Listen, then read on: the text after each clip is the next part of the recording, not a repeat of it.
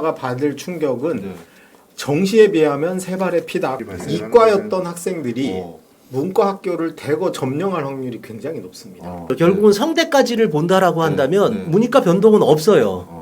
네, 전혀 없어요. 그러면 그 밑에 애들이 변동이 있느냐? 당연히 없죠. 왜냐면 문이과 비율이 똑같은데 결국은 어디까지 내려와서 똑같게 되냐 하면 잠깐만요. 이거 제가 더 말씀을 드릴게요. 입시를 묻다. 피기맘. 정시는 대부분 표점을 반영하는데 수학 표준 점수가 워낙 높게 나오니 예를 들어서 뭐 건동, 홍숙 이과 갈 친구들이 서성한 문과를 점령하는 사태가 엄청나게 벌어질 가능성이 높다라는 거죠. 사실 일부러 지금 쟁점을 만드시는 거죠. 그러니까 사실은 문과에서 이과는 못 오게 장치가 있어요. 과탐을 반드시 봐야 된다. 수학을 반드시 미적과 기하를 봐야 된다가 있는데 이과에서 문과로 가는 그 어떤 장치도 없어요. 아니 그러니까 실제로 이게 지금 저는 극단적으로 이렇게까지 표현을 하는데요. 뭐냐면 우리나라가 문이과가 자연스럽게 통합된 게 아니고 어떻게 나눠졌냐면 공부 잘하면 이과, 공부 못하면 문과 이렇게 수능 성적에 의해서 강제 조정이 되고 있는 셈이라고까지 볼 여지는 있거든요. 근데 솔직히 지금 수시를 앞둔 거지만 당장 재수할래 아니면은 저기 뭐 동국대 이과 갈래 아니면 서성한 웬만한 문과를 갈래 이런 선택의 기로에 놓이면 사실 요즘 아이들이 무슨 진로 적합성이나 이런 거 별 고민도 없는 상태인데 그냥 학교 이름 보고 움직일 가능성이 굉장히 그러니까 이 말씀이 저는 되게 와닿는 게요. 지금은 기준 자체가 잘하면 달라질 수 있는 거죠. 학교가 확 바뀌는 거죠. 그러니까 건동홍에서 갑자기 서성원으로 올라갈 수 있는 경우가 생겨버리는 거죠. 이것 때문에 저한테 온갖 가지 항의가 엄청 들어왔었는데요.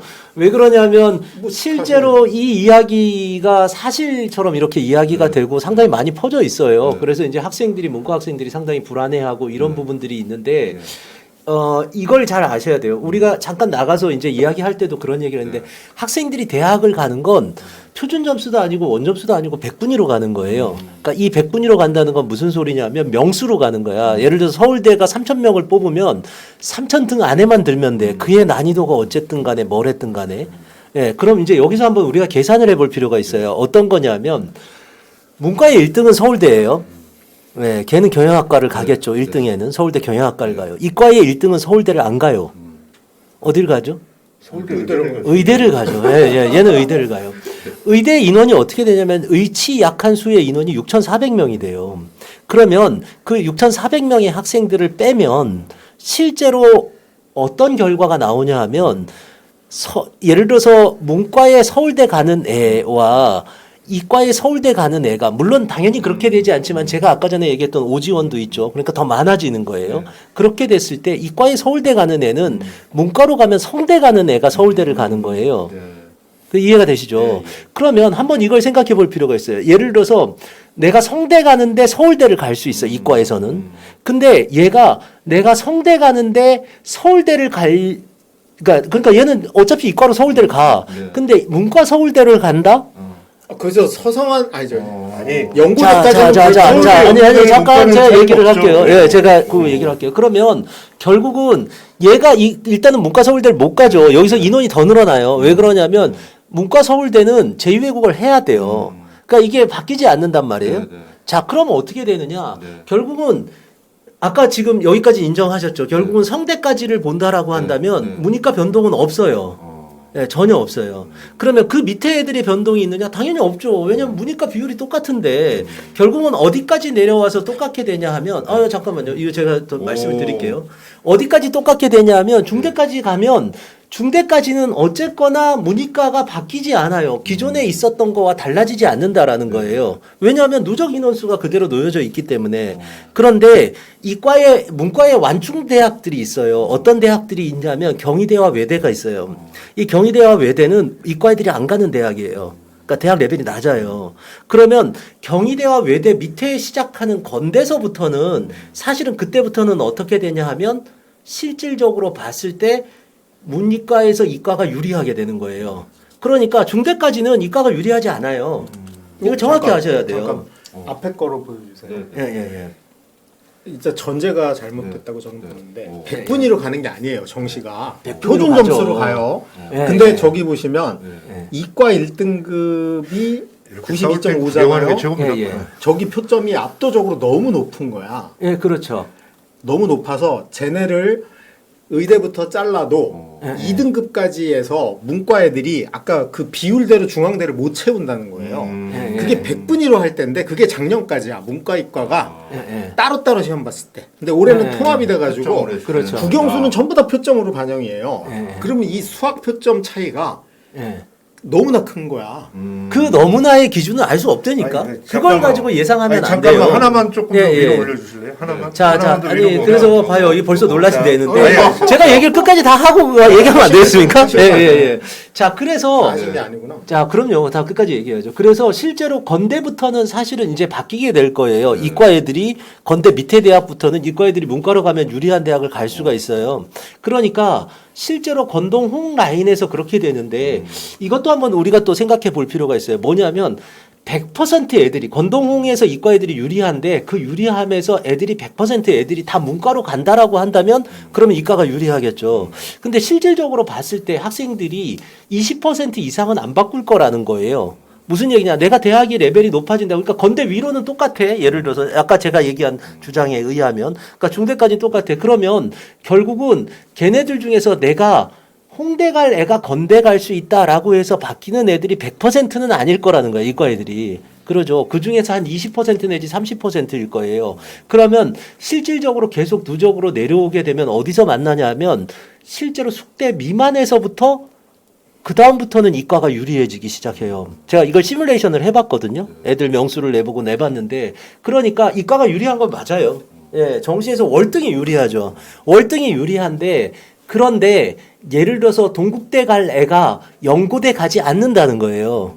지금 이 공식은 상위에 있는 학생들 의치 약한 수의 6,400명을 계산하지 않으면 맞는 계산이다. 예, 예. 이렇게 보셔야 된다라는 거예요. 제가 이거 가지고 뭐 보니까 애들이 막 싸움을 붙이려고 그래. 어떤 입시 전문가는 이렇게 얘기했는데 뭐 이러면서 그러는데 제가 그래서 일일이 도수를 한번 다 계산을 해봤어요. 계산을 해보니까 중앙대까지는 사실은 거의 크게 변화는 없다. 근데 아까 이용 소장님 말씀대로 표준 점수가 어떻게 얼마나 큰 차이가 나느냐에 따라 중대까지가 확실히 달라질 수는 있긴 있어요. 중대까지 비슷하다는 게 이해가 안 되는데. 아니 근데 네, 잠깐만 그러죠. 좀 보면 예, 예. 그다음- 다시 설명을 제가 아니, 해드릴까요? 예, 예. 드디어 잠깐만요. 이제 논란이 됐어. 일단 30만 명 정도를 일단은 예, 예. 우리가 생각을 하자고요. 아니면 이제 예, 수능에 40만 명 보는데 7%면 2만 8천 명이에요. 예, 예. 그 중에 이제 20%가 만약에 문과다. 2등급까지 1등급 제외하고 2등급까지가 20%다 그러면은 40만 명 중에 7%면 2만 8천 명인데 그럼 5,600명이거든요. 20% 정도 되면. 그러니까 거기가 일단은 2등급. 그러면 1등급은 더 작으니까 한 500명 정도 치면 6,000명 정도가 이제 수학 2등급까지가 문과인 거예요. 자, 그런데 우리가 또 하나 이제 하면 이제 또 하나 생각을 해야 되는 게 이과가 사실은 수능에서 최저를 맞추는 비율이 월등히 높아지는 거죠. 그러니까 작년까지 수능 최저를 못 맞췄던 애들이 예, 예. 수학에서 이제 2등급이 안 나와서 3, 4등급으로 내려갔던 애들이 예, 예. 수학의 2등급 차이가 다 붙어버리는 거예요. 예. 그러니까 수능이 문과 사실은 저것 때문에 이과 애들이 많이 안 돌 수 있어요. 수능 최저를 거의 다 맞춰갖고 그렇죠. 붙을 수 있는 애들이 그러니까- 훨씬 더 많아. 예, 그러죠. 예, 그러면은 이제 거기서 이제 그 수능에서 떨어지고 나온 애들이 거꾸로 말하면 남은 애들은 어떤 애들이냐면 오조준한 애들이 많은 거죠. 그러니까 여기서 오조준은 의대를 오조준하는 애들만 있는 게 아니라 거꾸로 보면 자기 대학 일이 건동홍숙인데 서성환을 쓴 애들도 있을 거고 서성환급인데 연고대를 쓴 애도 있을 거고 서울대를 쓴 애도 있을 거란 말이에요. 예, 예. 그러니까 걔네들도 이제 오게 되겠죠. 오게 되는 거예요. 예, 예. 그리고 그 애들이 그대로 남는 거죠. 근데 나는 2등급, 3등급인 채를 가지고 있는 거예요. 예. 그러니까 이제 걔네들이 옮겨 탈 수 있는 확률이 조금은 생기죠. 그러죠. 네, 그런데 거기서. 사실은 이제 그 확률이 실제로 100% 기준으로 한다고 해도 실질적으로 봤을 때 중대 위쪽으로 봤을 때는 사실은 그 완충이 없기 때문에 그냥 무슨 얘기냐면 차례차례 가게 되죠. 애들이. 네, 그렇기 뭐. 때문에 그렇게 우리가 생각하는 문과와 이과의 확연한 변동이 일어날 가능성이 그렇게 많지 않다는 거예요. 지금도 얘기하셨듯이 수시에서 사실은 상위권 애들이 이과 애들이 더 많이 붙을 거란 말이에요. 옛날보다. 그렇게 되면 실제로 우리가 생각하는 최상위 애들은 의치 안에 다 들어가 있을 거란 말이죠. 그러니까 원래 안 그래도 실질적으로 봤을 때 문과 서울대와 이과 서울대가 다른데 또 서울대는 사실은 이 문이과가 왔다 갔다 하기가 힘들어요. 제2외국어 때문에. 그러니까 이미 연고대부터 시작해야 되는데 이 연고대는 같은 연고대가 완전히 다른 연고대가 돼버려요. 올해는. 그러니까 그렇게 본다라고 한다면 중대에 갈 애가 연고대를 가는 게 아니라 이과에서 연고대를 가는 거야. 중대 갈 애가 문과로 따지면. 그런데 내가 연고대를 갈 수 있는데 다시 이 문과 연고대를 간다? 이럴 이유가 전혀 없는 거죠. 그러니까 아무튼 이거는 이과 애들은 완전히 꿀 빠른 전형으로 바뀐 거예요. 왜냐하면 작년 기준으로 2등급을 맞추는 애가 15만 명 기준으로 11% 잡으면 16,500명이거든요. 그러니까 15,000명 정도가 2등급이었어요. 근데 올해는 2등급이 얼마나 늘어난 거냐면 40만 명의 2등급에서 잡아서 걔네가 85%? 90%만이라고 생각을 하면 거의 5만 명. 5만 명 정도까지 2등급이 늘어나는 거죠.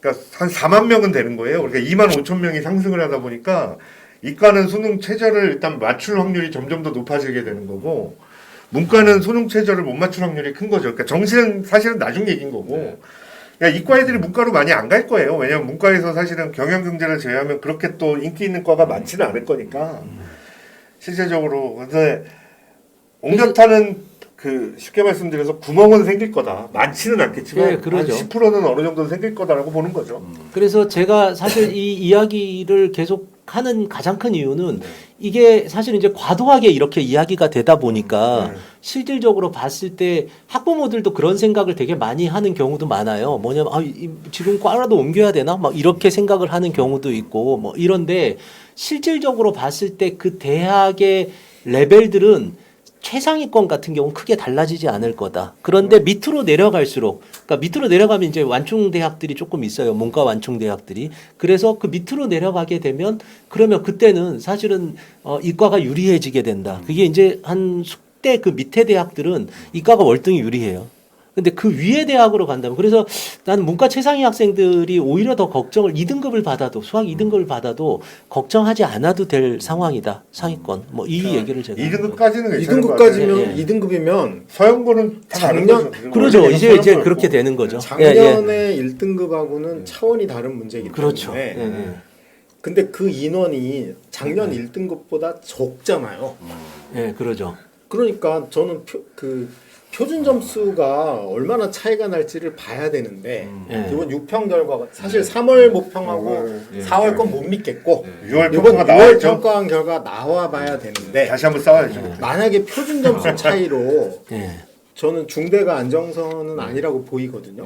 그래서 이게 뭐 거기다가 이제 요즘 한양대 같은 경우는 문이과를 완전 거의 없앤 셈이잖아요. 복수 전공 다 되고 서강대도 과학 그렇고. 있는 거 서강대 다 되고 그러면 일단 이렇게 옛날만큼 특히 문과의 학과가 그렇게 그 개성이 강한 예를 들면 어학 불어과다. 그럼 이제 외고 애들 수시로 많이 뽑는 캐릭터인데 그런 게 아니면 이게 점점 없어지는 구조에서 솔직히 뭐 문화 컨텐츠다 미디어다 이게 문과인지 이과인지 사실은 애매한 거죠. 이런 경우에 실제로 자기가 가능성이 높아지면 그래서 저는 이번 6월 결과 되게 중요하다고 보는데 이게 100분위로 생각할 수 없다고 저는 보는 거죠. 왜냐하면 반영을 표준 점수로 해버리니까. 그래서 이게 그러니까 이게 그렇죠. 표준 점수로 하면 그러한 편차들이 살짝 있기는 있을 거예요. 그런데 뭐 제가 100분위로 한 이유는 일단 표준 점수를 우리가 알 수 없는 상황이잖아요. 그러니까 저것 때문에 그래요. 저는 그러니까 3월 결과가 너무 충격적이에요. 현재로서 알 수 있는 건 사실은 100분위밖에 없는데 100분위 구조로 본다라고 한다면 실제로 중대까지는 문과 학생들이 전혀 불리함이 없다. 근데 까서 도수로 본다라고 사실은 보는 까서 봐야 거죠. 되는 게 이제 네, 6월 네. 평가원에서 표준 점수 나오는 거랑 실제로 이과 애들이 문과로 옮겨갈 수 있는 과들이 경제 경영하고 근데 디지털 미디어나 이런 건 사실은 최상위권 대학은 별로 없거든요. 콘텐츠 미디어는 그러니까 그런 과들 몇 개를 제외하면 옛날 신박과죠. 이제 실제적으로 이과 애들이 문과 쪽에 선호하는 과가 별로 없다. 네. 뭐 그런 것도 조금 머릿속에 다 둬야 되겠지만 실제로 저는 내년에 과연 교육부에서 저거를 그대로 놔둘지 올해까지 이렇게 가겠죠. 아니 근데 요즘 4년도 이렇게 가 있고. 제가 조금 약간 첨언을 하자면 네. 올해 정말 좋게 들어갈 수 있는 과들 또 뭐 제가 또 약간 빵꾸 나는 과를 이야기해서 좀 그런데 그 교대 이과예요. 교대 이과 같은 경우는 올해 가기가 너무 좋아졌어요. 이과 학생이 교대를 가기가 상당히 좋았어요. 왜냐하면 이 교대 같은 경우는 그 입시에 발빠르지 않다 보니까 작년도랑 똑같이 만들었어. 최저도 거의 뭐 그렇게 만들어 놓고 이러다 보니까 이과 학생들이 월등히 유리한 상황이에요. 그러니까 뭐 그래서 만약에 교대를 갈 생각이 있다라고 한다면 이과 학생들이 올해 적극적으로 노리면 합격할 확률이 옛날 커트라인을 생각하지 않고 노리면 훨씬 더 유리하다. 왜냐면 이과한테 막 가산점을 준단 말이에요. 그러니까 이거 웃긴 거지 정시에서. 그러면 이과가 원래 지금 올해는 접수가 잘 나오게 돼 있는데 걔네들한테 가산점까지 줘. 그러면 실제로 정시에서도 이과 애들이 훨씬 더 유리하게 교대를 갈 수 있다라는 거예요. 올해 문과 학생들은 사실은 정시까지 안 갔으면 좋겠는데 정시 가면 기준점이 없을 거예요. 왜냐하면 지금까지 이런 점수도 없었고 실제로 문과 몇 %인가 해고 표준 점수 쭉 내려갔고 이게 문과 애들 아까 이제 서울대는 제2외국어만 근데 물론 이제 연고대까지도 거의 문과 애들만 간다라고 치면 그 애들 점수 산정하기가 너무 힘들어서 네. 그렇죠. 사실 이번에 수학의 공통 과목의 난이도가 어떻게 나오느냐에 따라서 너무 많이 달라질 거예요. 예. 그래서 사실 예측하는 건 쉽지 않고 뭐 학생들한테 제가 만약에 해줄 수 있는 말은 최상위권 학생들에게 문과가 완전히 불리한 것도 아니다. 또 마찬가지로 이과가 완전히 꿀 빠는 것도 아니다. 그러니까 일단은 자기가 지금 있는 자리에서 열심히 공부를 하고 그리고 나서 사실 그 영역은 공통 과목이 어떻게 나왔느냐 그래서 어떻게 변할 것인가의 영역은 뭐 저희들의 몫이잖아요. 그때 좀 더 자세하고 정확하게 그것들을 분석해서 알려주는 게.